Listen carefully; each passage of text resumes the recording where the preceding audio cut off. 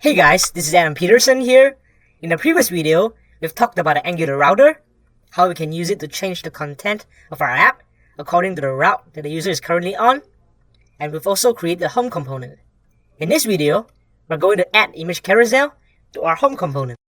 But before we create our image carousel, we must first acquire the images required. Let's start by going to amazon.com. And then we will download the banner images over here.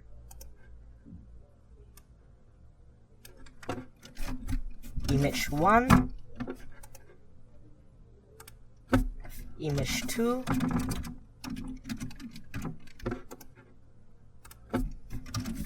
image 3, image 4, and image 5. Now that this is done, we're ready to set up our banner. Let's open up our text editor and open home component.html. Let's create a section here with an ID of home.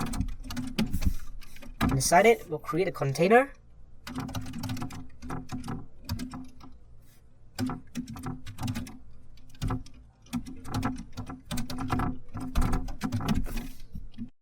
Here, we've created a section, and inside it, we've created a div. They will only be shown when the screen size is larger than medium.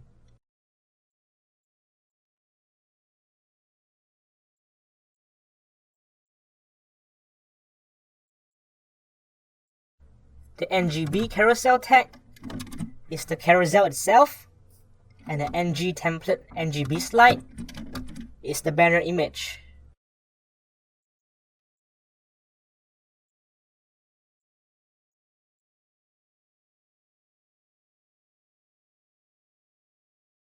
The ng template is copied and pasted 4 more times, and each of them will be linked to a different banner image. Now, let's take a look at our app. As we can see that the banner images are showing up, but they are not behaving like they should. Let's minimize this. Now, let's open up home component.scss.